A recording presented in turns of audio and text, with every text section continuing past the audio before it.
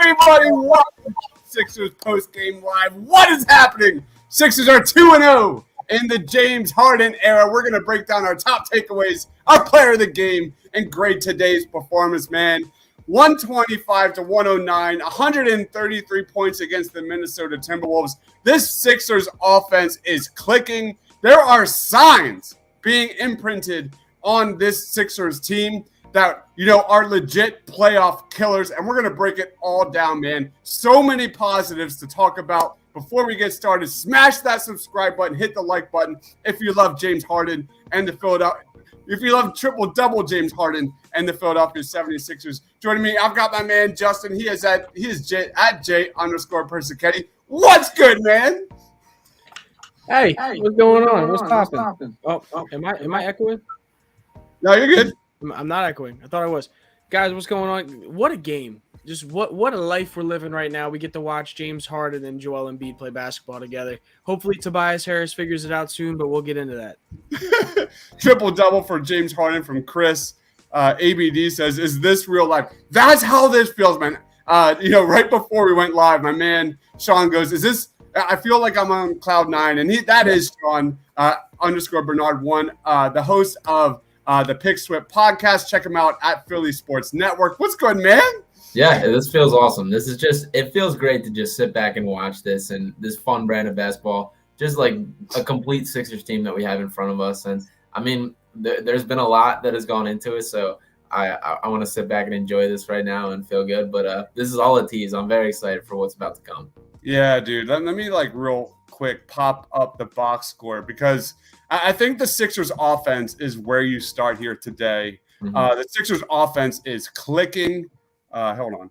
There it is. Sixers offense is clicking, led by James Harden's triple-double, 29 points, 16 assists, 10 rebounds, and 5 steals, which he basically had in one half. He had one steal there to start the second half. 5 steals. And I think the biggest takeaway from this game, we saw some success there, game one against the Timberwolves in that pick and roll between James Harden and Joel Embiid. It looked so much better here in game two. Those two were unbelievable. Joel Embiid finished with what? Joel Embiid had 37 points, 4 blocks, 9 rebounds, 3 assists. He's still struggling with the shot a little bit, but there is real playoff potential, guys. There were times when, even when Joel Embiid is not scoring the basketball or James Harden is not scoring the basketball, you dish to Tyrese Maxey in the corner. He gets a wide open floater, cutting to the basket, or Matisse Thybulle wide open cutting to the basket. There is finally reason to be hopeful here. The NBA championship window is open for the Sixers, man. Justin, what's your take on this Sixers offense right now? It's ridiculous, and something I think you should point out with this box score is look at the James Harden, Tyrese Maxey box score when it comes to field goal attempts and field goals made. Like the fact that you added James Harden and Tyrese Maxey's productivity goes up just shows how good James Harden's could be for this offense, and also how much Tyrese Maxey can thrive in that shooting guard role. And I mean, I think a lot of people going into Tyrese Maxey's career weren't really sure where he was going to fit exactly yet. He wasn't a point guard before this year. He wasn't a dominant point guard before this year. And now you get to see him back at his actual position. And you see how much better he is when he gets to be off ball, getting past, being able to drive fast into the lane whenever he wants to, pretty much. And you got a guy in James Harden who's one of the best playmakers in the NBA history who's able to dish it to him. So it's a lot of fun. And the offense, in general, to your question, I think it can be even better. I was saying before we got on here, before I think even Sean came on, is that if they had a little bit better wing shooters, some upgrade at the wing shooting wise, this team would just be insane. It's be insane. It's unstoppable at that point. Yeah, I tweeted that during the game. We're like a Furkan Korkmaz upgrade away from being an elite offense in this league. The Sixers big three, I'm not including Tobias Harris, fam. I'm sorry. Tyrese Maxey is now officially among the big three on the Sixers team. 80?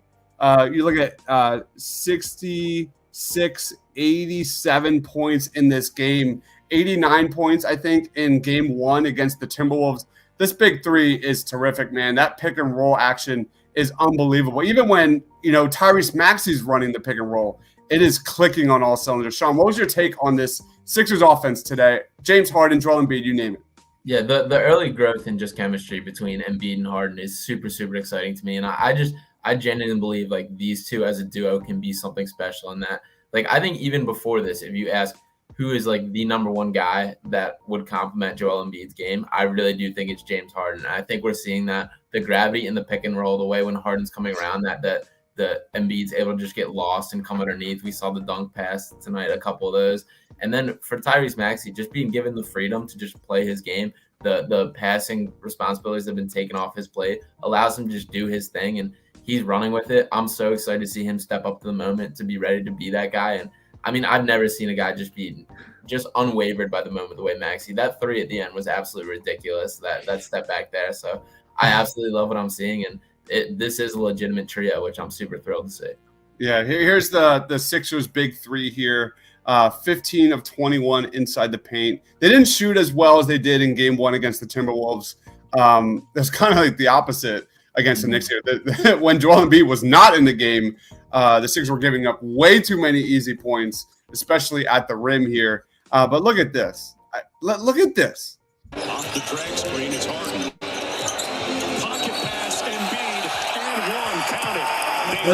Count it. Let's run that back real quick. Let's run that back. I need to see that again. All right, so Joel Embiid sets the screen. You've got James Harden, and James Harden probably had about like 4 or 5 of these during this game. I cannot wait to make this highlight reel, man.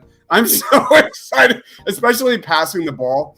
But can we put the Joel Embiid can't roll to the basket shit to bed here? I mean, he absolutely has shown, just from these 2 games, just shown progress already, man. Joel Embiid, James Harden, man, you got to be so excited if you're a Sixers fan, man.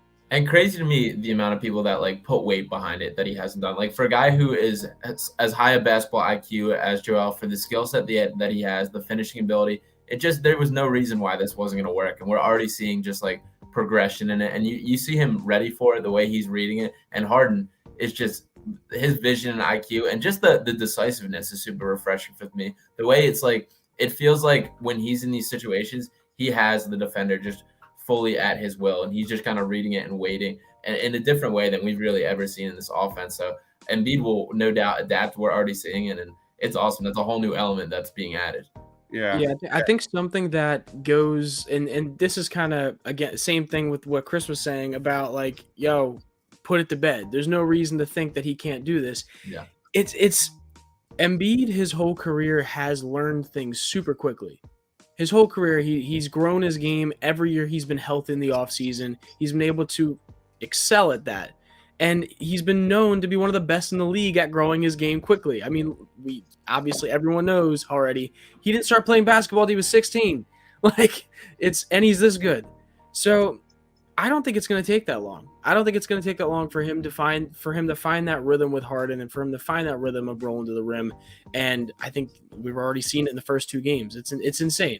I think Sean was saying this earlier. He was saying that Harden was one of the guys even before all the trade rumors and everything was coming along that you thought could fit well with Embiid. I actually wasn't in that. I was not in that group. I was like, okay, I'd rather, if I can get Bradley Beal, if I can get if Damian Lillard was available, obviously I'm like, okay, I'd like to get them. They're a little bit more perimeter centric and really good leaders. But man, oh man, I did not expect Harden and Embiid to fit this well this quickly. It's super impressive. And then we get this gem, which will probably be one of my favorite plays of the season, hands down. Harden downhill, great dime to Embiid. Lots of conversations about Joel not being a role guy. He can be anything he wants to be. That's how gifted a basketball player he is. Embiid was almost giddy a couple of nights ago during that game against Minnesota. Gets the drop on the trailer and says it with his... Let's go, guys. Championship. Sixers are coming. NBA's on notice. Let's go. All right. All joking aside, like, Let's go to some quick comments, and then we're going to talk about free throws, which I think is the other big takeaway of this game, or last two games. Chris Moore says Embiid with a career high in free throw attempts and makes. Even before or at the end of Friday night's game, Embiid even said, like, this is the most open he has ever been here in a game. Jonathan says, so nice to see Embiid and Harden on the floor at all times. It is awesome, man. Seeing Mitri says, seeing Embiid roll the basket today almost made me cry. This duo is everything. Everything we're seeing here, man, is everything, that recipe for the playoffs, man. This is just really exciting. You look at ESPN, you look at TNT, and you got to know, like, they're like, fuck. Watching all this success. When you watch them play, like, the Sixers have transitioned to like a postseason-oriented style of play right now. Like, when we think about previous years, and some of this is correlated to Ben Simmons for sure, but it's just yeah, who cares anymore? But just in the way they ran, the fast break oriented the play, which we're still seeing an uptick in tempo in these past couple games with Harden being able to do it. But just the ability, the late in shot clock, the way options are always open, and it just feels built for the postseason, which is, to me, a super positive takeaway. I'm so happy you said that, because the pace of the Sixers against the Timberwolves went up considerably, and that's something that I did not even think about with this James Harden addition. Like, we have seen Tyrese Maxey especially unlocked here in transition. The last game was at 14-4 against the Minnesota Timberwolves in fast break points. Today, it was 18-11 against the Knicks. The Sixers are suddenly went from like they're a slow team, but they're putting guys in positions to succeed. And we talked about this during our post game show last Friday, and I gave Doc my player of the game. Like, I was really impressed with Doc and his ability to kind of sit Tobias down and say, here's how it is. And we're going to get to that because there's a lot to talk about Tobias here. Yeah, Justin. Yeah, I feel like a lot of people didn't like it, and I agree with you. I'm starting to think James Harden might be better than Ben Simmons. You know what, Rob? Me too. Me too. I agree. Starting to think it. No, but awesome. You're making me lose my train of thought. Come on, Rob. No, so I think a lot of people, when they saw the acquisition of James Harden coming in, they're like, okay, yeah, half court scoring, 3-point shots. That's what a lot of people saw. Not a lot of people. Yeah, the number of assists that James Harden has is large, and so people are like, okay, cool, assists. Maybe some more 3-point shots. What they didn't understand is kind of what you guys were referring to is the transition. There's just how much is going to open up the game for everybody. We had Tyrese Maxey running the point this whole season. Like I said before, Tyrese Maxey isn't really a legitimate point guard in all respects. You have James Harden, who literally ran point guard on one of the most efficient, like, high power offenses with the Rockets over in Houston before, and look at the Nets as well. So it's a big difference. So the fact that you're seeing this kind of uptick in, like we said, transition, and also just the amount of buckets the amount of open shots is ridiculous. We haven't seen this amount of open shots in a long time. So it's crazy. Yeah. All right. Let's go right on to free throws. You look at Minnesota Timberwolves game. They were 30 of 36 from the free throw line in today's game. Otherwise, they were 39 of 44 from the free throw line. Countless guys getting fouled out. Like, we're going to be the most hated team in the NBA in a very short amount of time. No one's going to want to play us. Everyone's going to hate watching us. I don't give a fuck. This is fun. What about you, Sean? I'll throw it to you, man. Is this like the new norm for the Sixers? Yeah, it absolutely is. I mean, the Sixers were first in percent of points from the free throw line prior to the Harden trade, and then to add James Harden, who is one of the all-time masters of getting to the line, and there's specifically rules made for the things that he's done. So it's only going up from here. And I mean, there's nothing wrong with it at the end of the day. And I wrote an article how it's kind of one of the rare, like, points of meeting between, like, analytical and basketball. It's just how important the free throw line is. Because when you just dive in, like, those are 2 chances at free points. And, like, if the Sixers want to capitalize from that area, that speaks to the Morey ball. That speaks to the thought process behind it. And it makes sense. Both these guys are very elite at what they do in terms of getting to the line and capitalizing on it. So it may be annoying. It is going to piss some people off, but at the end of the day, if it wins games, it wins games. Doesn't piss me off. Doesn't piss me off one bit. Doesn't piss me off one bit. Yeah, it's awesome, man. And kudos to Jericho Sims, man. He was. He played man, well. He fought, man. I was really impressed with his game today. He had 10 boards in 18 minutes. He had 6 personal fouls. Joel Embiid got his ass off the court pretty fast, but he gave Joel Embiid fits, and I give him a lot of props. So, speaking of Jericho Sims real quick, I got to see him play a good amount of times down with the G League when he was with the Westchester Knicks. And, dude, that guy – you saw that. You saw the capabilities of it with him down in the G League. It's just like what Charles Bassey is doing in the G League as well. All over the boards, athletic as hell, strong body. And so it should not surprise anybody. If you're watching the G League, watch out, because some of these like centers down there are legit. Yeah, and the game I went to down there was actually Jericho Sims played Justin, where I saw you at, and you could tell like he has the NBA body, like he's built, and very, very impressive effort on what he did against Embiid tonight. There were a couple, the one steal he had there, he just battled in a way that, like, unfortunate him for fouling out, but not an effort that he should be disappointed in at all. Yeah, 100%. All right, let's talk about Tyrese Maxey. Hold on, let me get the shot chart up. But Tyrese Maxey today, another very solid game, 14 shot attempts, just efficient, 8 of 14. He was a plus 23, which was second best on the Sixers, 21 points, 7 rebounds, 3 assists, 2 steals. That's what's so fun about this was we talked about before the All-Star break went down, like, will Doc be able to sit Tobias down and be like, it is Tyrese Maxey's time. It's his time to step up. The ball should be in his hands. What I did not expect was how much that pick and roll in James Harden edition would leave Tyrese Maxey wide open, going to the rim, cutting to the basket, and getting easy buckets in transition. Justin, what's your take on Tyrese Maxey's performance today? And I'll get the shot chart. Yeah, Tyrese Maxey is just today. I'll say about today. Just the fact that he's starting to have that gravity. You're starting to see teams, he has that shooting gravity now, which last season he definitely didn't have. People were leaving him open pretty consistently.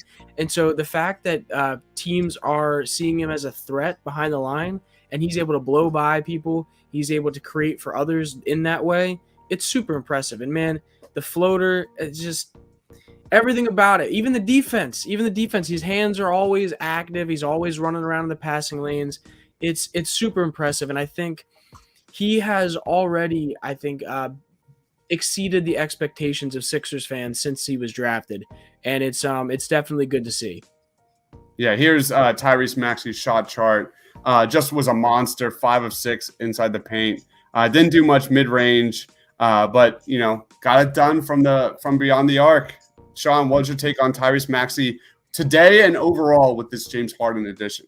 Yeah, I mean, just such a joy to watch and so cool to see him succeeding at this level. I think in the long term, like this is the long-term plans are to hand Maxey the keys to this organization. I really do believe that's the way it's developing. But in the short term, he's already ready to be the third star on this team. And it's so cool to see him elevating his game next to Harden and Embiid. And it just like the way he just seems to be getting out in transition and running now is just game-changing. And the Sixers, like, change of pace in the offense, in transition, and he's awesome at it. The way he finishes, how smooth he is around the rim, the way his pace opens up everything, and the shot is legit. Like I brought up the 3-point already, but that's a big time shot to just have the guts to take that step back 3 and then the skill to knock it down.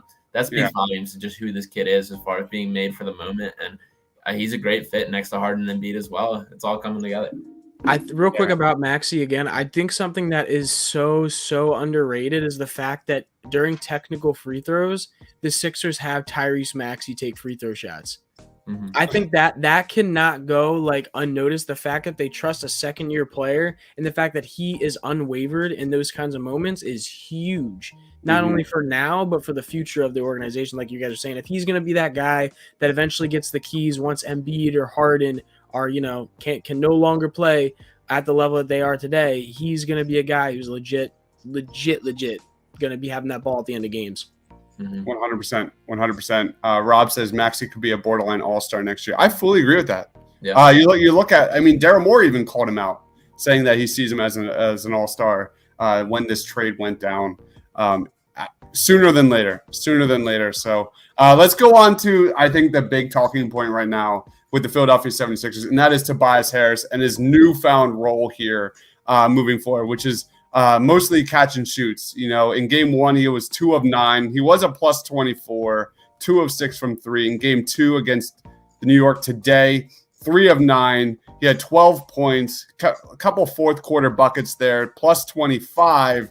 But he had a huge corner 3 here. It was kind of funny. Like, I even made a tweet about it. Like, he played like dog shit this entire game, and he still hit the big 3 here to push the Sixers lead to 8 when it was close. This game was close with less than 3 minutes left. Let's talk about Tobias Harris's role moving forward, because a lot of people are still stuck on that contract. It is what it is at this point. Yeah. I thought he had a pretty decent game against the Timberwolves. The shots aren't falling. I'll throw it to you, Justin. Like, what's your take on Tobias Harris right now? Yeah, I think it's going to be all right. I think Sixers fans, and I think Tobias knows this. I think the team knows this in general. He's a guy that his role, because of the kind of player he is, has had to constantly change with the shift of how they're running this offense. When you have a guy like Ben Simmons, his role was what his role was then. When you have Ben Simmons out of lineup and you have Tyrese Maxey at the point, his role completely changed. Well, now that you have a guy like James Harden at the point who's able to run a very efficient pick and roll with Joel Embiid, your role is going to shift again. And I think eventually it's going to happen where they're going to figure it out. And I think it's going to be a lot of what it looked like probably in 2018 when Tobias first got with the team.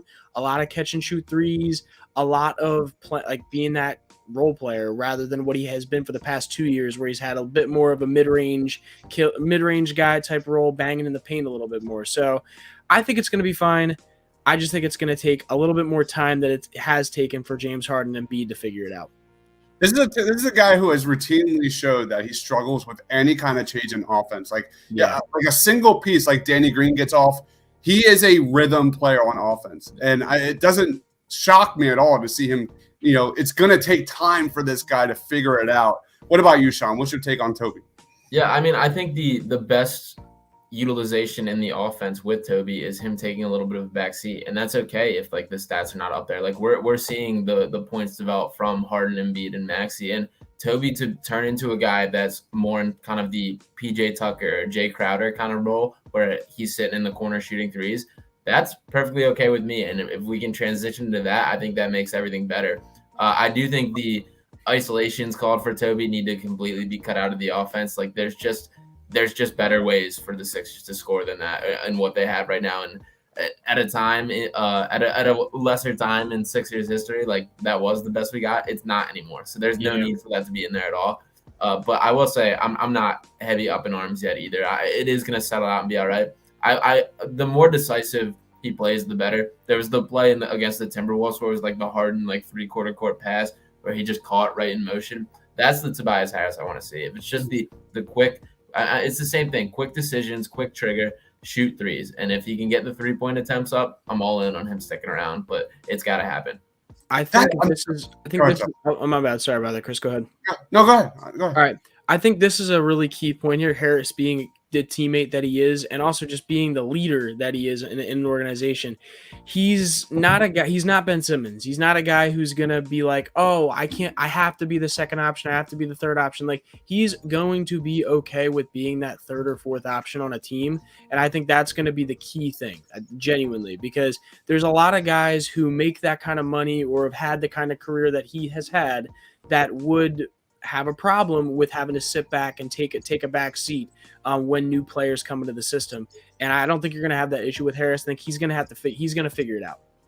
Yeah, I agree. And I think people are getting too overboard on this Tobias Harris idea when it's actually to the betterment of the Sixers offense for him not to be dribbling the ball with 0 seconds remaining and jacking up a shot here on offense. Like, we're looking at how many points have we averaged the last 2 games, like 130 plus. This is not the time to be complaining about Tobias Harris. At least the ball is not stopping when it's in his hands. We'll be fine. That is so funny to think about, actually, now that I'm just processing that. When is the last, how many games has it been since when Tobias Harris scores like 6 something points, and the Sixers still win and score 130 points. That's true. Just genuinely think about that. It's crazy. Yeah, and he has shot 40+% from 3 over the last 2 months. So we'll see what we've got with Tobias Harris moving forward. There's obviously, I think everyone agrees here he's not a good fit with this team. We're definitely going to be looking to move forward this offseason. It is what it is. He's overpaid. I don't blame him at all for that whatsoever. But let's go into player of the game here. I'll tell you who's not player of the game. This guy. 3 again, this one off the mark. Millsap, who scored a bucket a moment ago with the rebound. Korkmaz with a deep pull. About 2 feet short. Oh, my goodness. Sean, the floor is yours. Who's your player of the game? Yeah, rough Furkan game. I feel lame doing it, but I can't not give it to James Harden. I think I had a pretty high bar for expectations for him starting off, and he's more than hit it. And there's going to be games where I think he legitimately tosses out more than 20 assists this season. Like, just the way he sees the floor, finds guys. And this is one of the things that I was saying when the trade first happened. Like, there's assists to be had in the Sixers offense. There just wasn't a guy that really could get it. And now that there is James Harden slinging it around, like, I'm so excited by it. So he's absolutely just changed the way this offense has looked so quickly, and props to him for that. Just to even upgrade Sean's point even more, think about this. The Sixers shot 30% from 3 tonight. 30% from 3. Or today, I should say. So imagine if they just hit a few more shots. He might already been 20 today. How many assists did he have today? Amazing. 16. That's wow. nothing. That's four more 3-point shots. They went... Let's see. What did they go for from 3? They were 30% from 3. They shot 33 threes and made 10 of them. If they made 4 more, which is not crazy. 14 threes is not crazy. Yeah.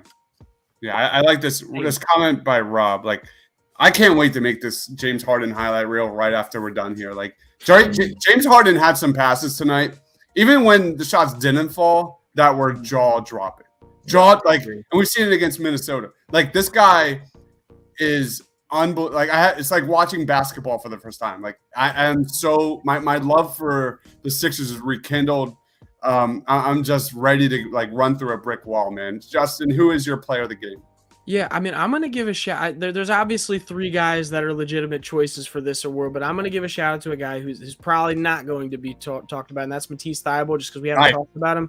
I think honestly, he is finding value. He's finding value for himself with James Harden playing, and he's kind of giving himself that Bryce. What? Oh, Jesus. He's given himself that Bruce Brown role. If people didn't watch the Nets too often, James Harden ran a lot of pick and roll with Bruce Brown, and Matisse has definitely given himself that role, or maybe the organization's telling him to do this, where it's more leaking towards the rim a little bit more, a lot more cuts.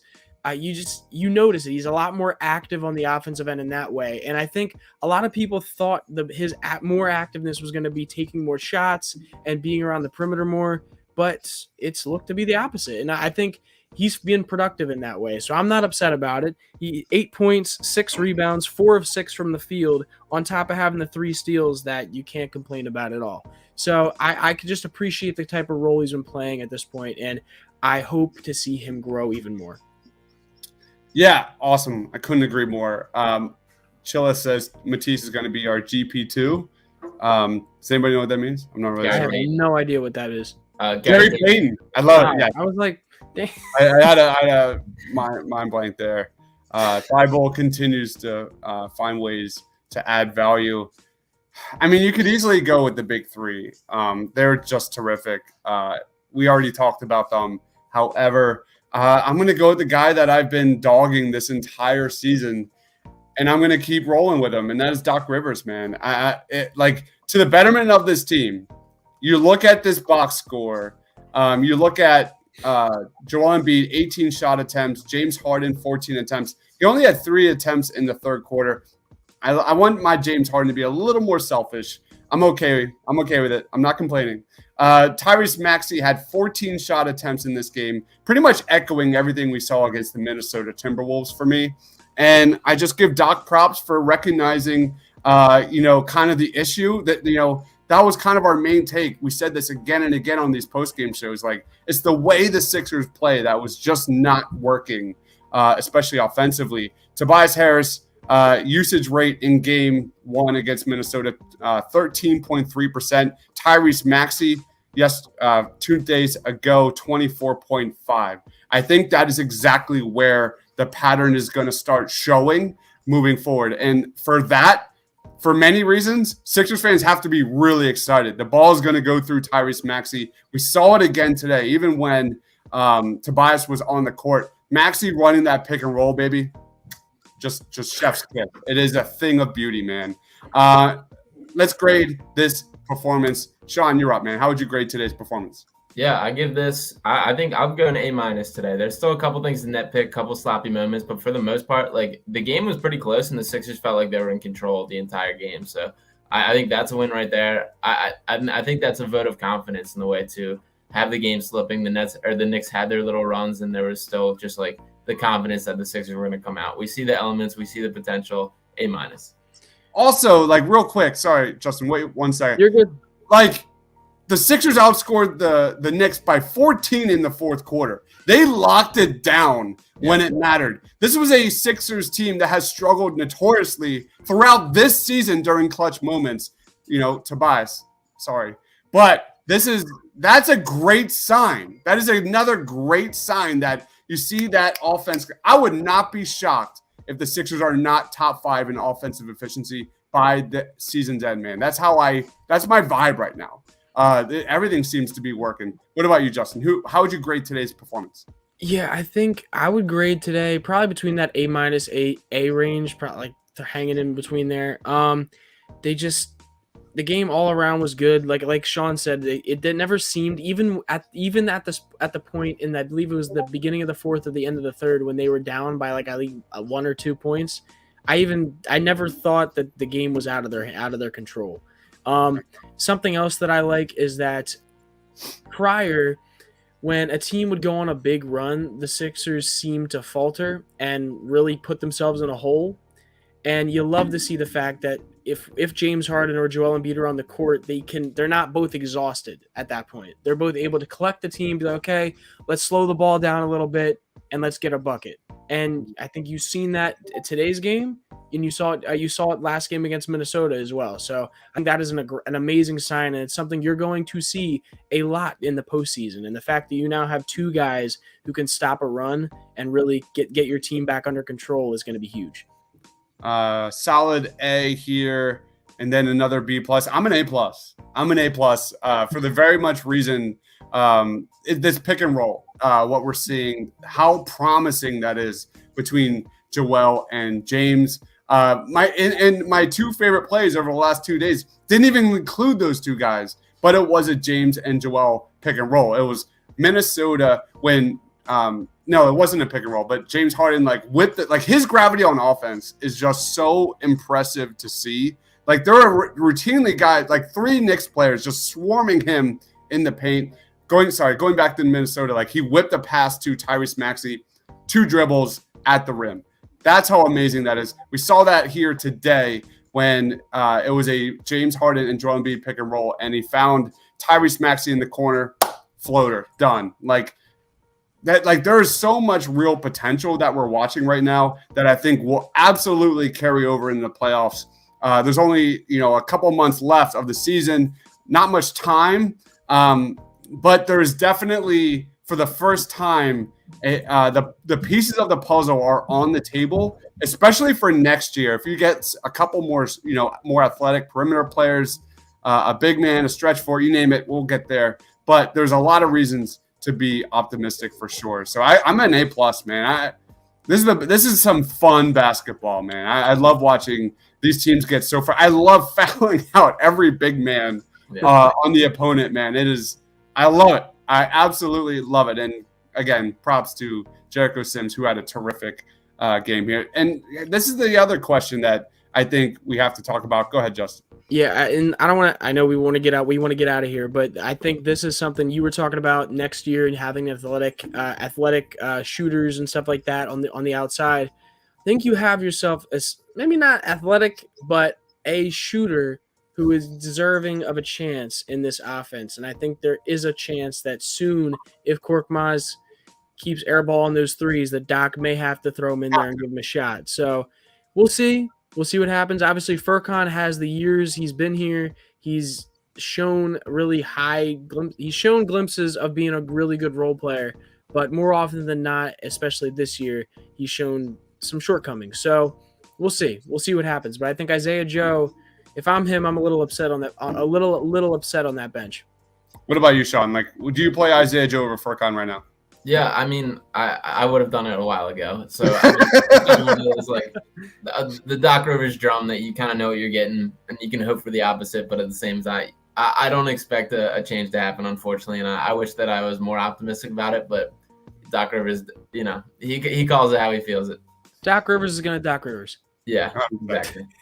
It is what it is. All right, let's wrap this show up. Sean, where can we find you? What do you got over there at the Pick Swap Podcast, Philly Sports Network? Yeah, check me out on Twitter at Sean_Bernard1. You can check out the podcast at Pick Swap Pod. Subscribe on YouTube at Pick Swap Pod there too, and then check out my written work on PhillySportsNetwork.com. I'll have a takeaways piece coming out on this game relatively shortly, so you can check that out as well. Guys, if you're not following this guy on Twitter at Sean_Bernard1, you're doing it wrong. Go shoot him a follow. You're doing it wrong if you're not following him, man. I promise you. Justin, go ahead, bro. 100%. Yeah, go follow me on Twitter at J_Persichetti. It's on your screen right there. Go check it out. I mean, lots of Blue Coat stuff, lots of Sixers stuff, and whatever else I want to post up there, but mostly basketball stuff. So go check it out if you like basketball. And if you're here, you like basketball. So go check it out. Also, make sure to like the video and subscribe to the channel. Absolutely. I think the Sixers next play on Tuesday, right? Yeah. I'm out, guys. I'm sorry.